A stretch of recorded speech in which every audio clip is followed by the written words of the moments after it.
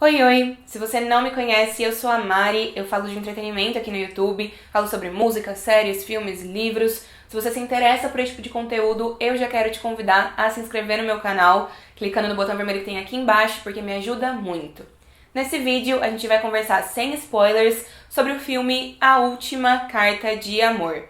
Será que vale a pena assistir a esse filme?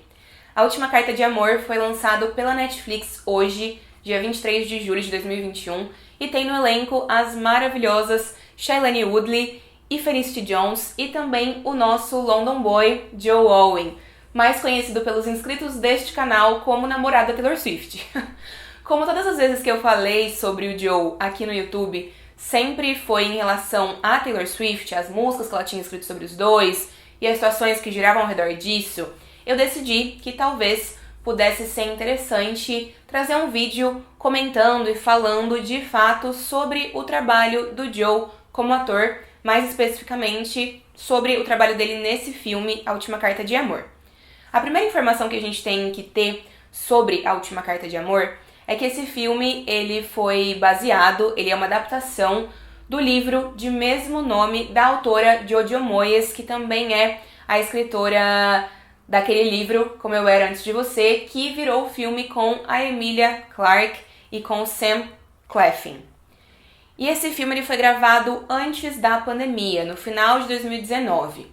Ele está sendo lançado pela Netflix em vários países, distribuído pela Netflix em vários países, e ele também está sendo lançado em alguns países diretamente nos cinemas. Eu gostei muito desse filme, e aqui eu vou compartilhar com vocês algumas opiniões e impressões, novamente, sem spoilers, sobre essa produção de forma geral. Lembrando que a direção desse filme ficou por conta da diretora Augustine Frizelli, que já dirigiu um episódio da série Euphoria da HBO. Tá, mas sobre o que é esse filme? Sobre o que é essa história? Vou compartilhar com vocês uma sinopse básica. No presente, em Londres, uma jornalista chamada Ellie Haworth, interpretada pela Felicity Jones, encontra cartas de amor datadas dos anos 60 no jornal em que ela trabalha.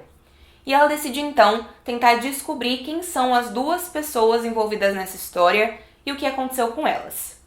É isso. Acontece que duas histórias de épocas diferentes se entrelaçam ao longo do filme. Enquanto a gente acompanha a Ellie, que é essa jornalista, tentando desvendar e entender tudo isso que ela está descobrindo, a gente também volta no tempo e assiste ao que aconteceu de fato. O filme, na verdade, ele começa com a personagem Jennifer Starling, que é interpretada pela Shailene Woodley, voltando para casa depois de ter sofrido um acidente, depois de ter passado um tempo no hospital e também depois de ter perdido a sua memória. Ela não se lembra de nada que aconteceu antes daquele momento. Ela é casada com o Lawrence Starling, que é interpretado pelo Joe Alwyn. Mas mesmo apesar de não se lembrar de nada, a Jennifer sente que tem alguma coisa errada, que a vida dela, antes do acidente, não era tão perfeita como as pessoas estão tentando fazê-la acreditar que era.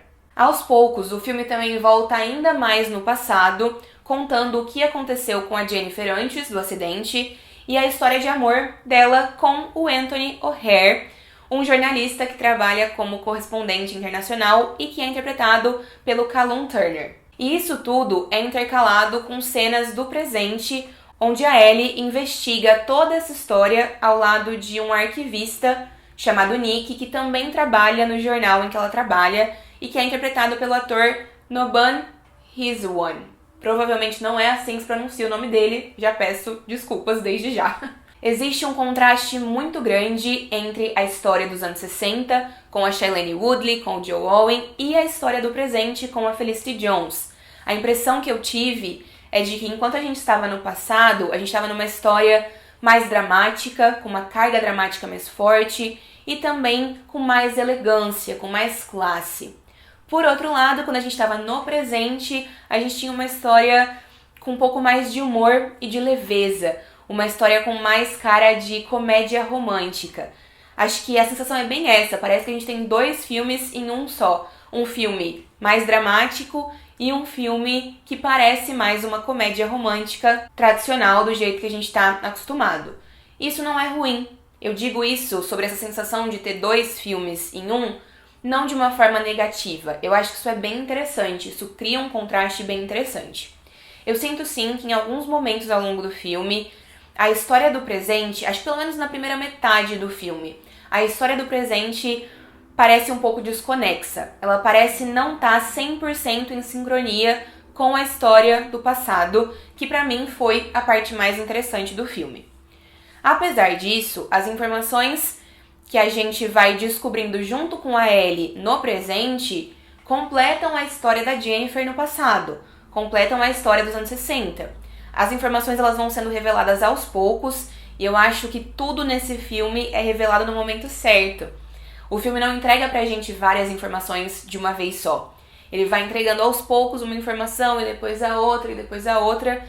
E todas essas informações formam o filme e a história completos, né?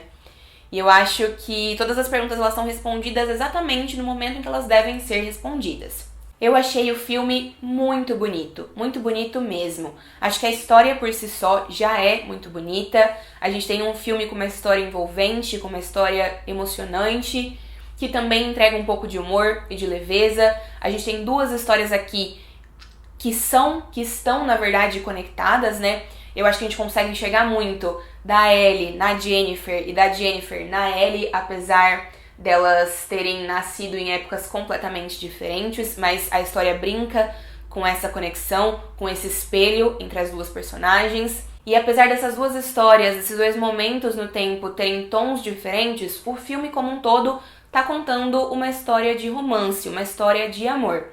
E para além da história, a fotografia do filme é belíssima. Tiveram várias cenas que me chamaram muito a atenção pela fotografia e pelas locações, pelas paisagens onde as cenas foram filmadas.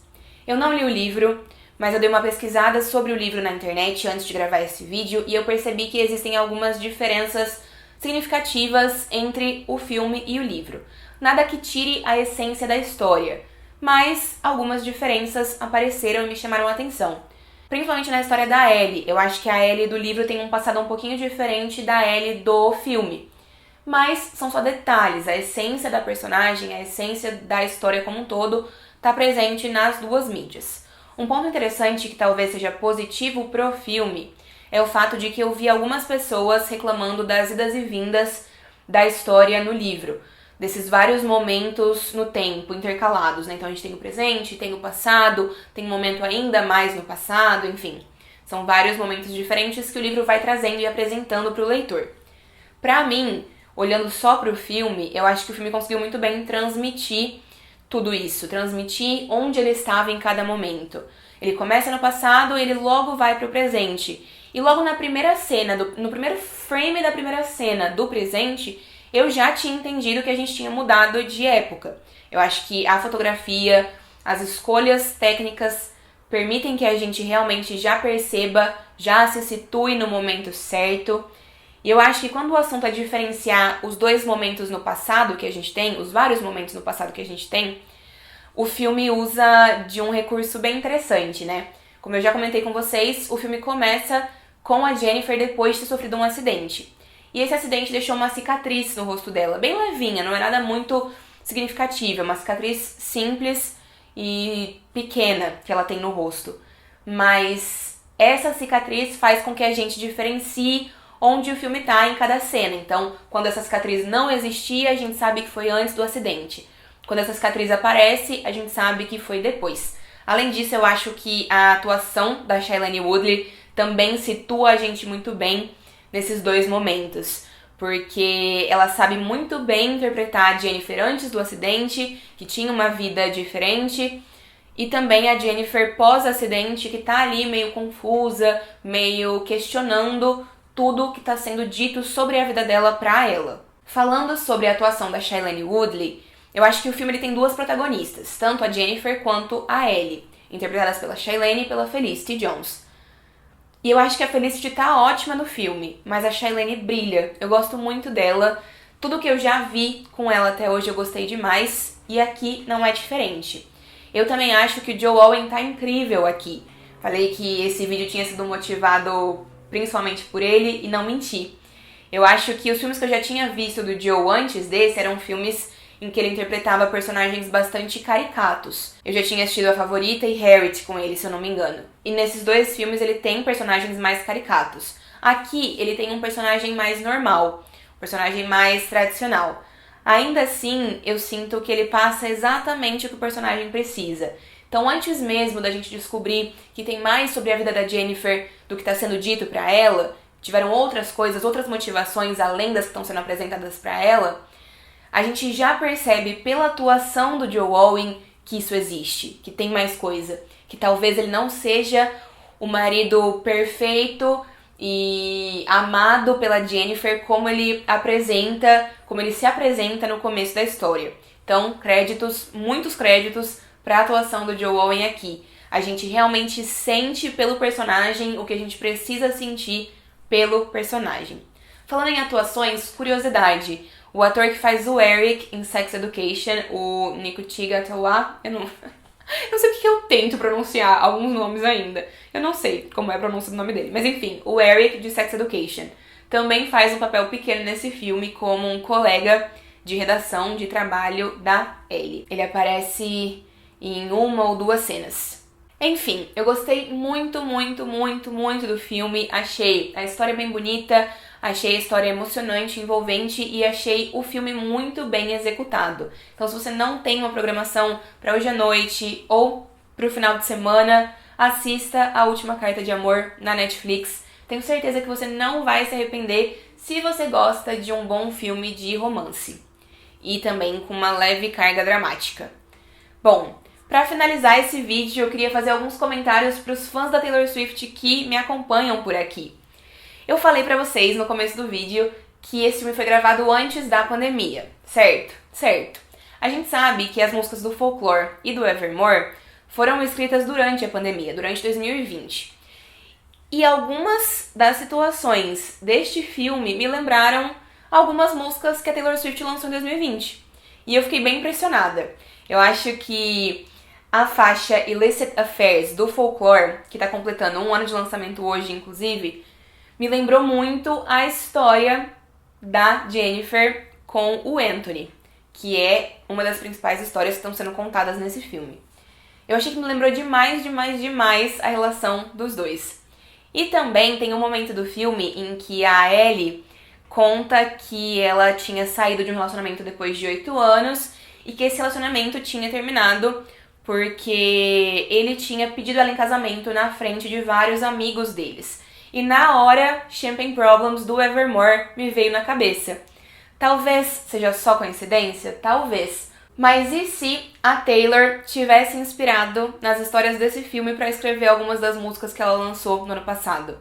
E se depois de passar o roteiro do filme com o Joe Alwyn ali em casa, bem casal, bem apoie o seu parceiro, ela tivesse realmente tido alguma inspiração a partir disso? Acho que pode fazer sentido e acho também que pode ser só uma coincidência, mas achei que valia a pena compartilhar com vocês que essas duas faixas me vieram à cabeça enquanto eu assistia o filme.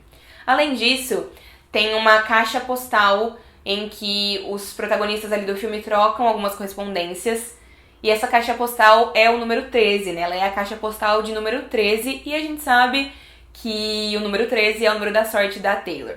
Mas isso é de fato só uma coincidência, porque isso já existia no livro, né? Muito antes do Joe Alwyn ser escalado para esse papel, porque o livro é de 2012. Enfim, mas só uma coincidência mesmo e umas outras teorias que talvez sejam coincidência e talvez não. Só compartilhando com vocês. Bom, espero que vocês tenham gostado desse vídeo, espero que vocês assistam o filme. Se vocês assistirem, por favor, voltem aqui, deixem nos comentários o que é que vocês acharam, se valeu a pena pra vocês, como eu tô dizendo que vai valer a pena. Um beijo muito grande e a gente se vê numa próxima oportunidade.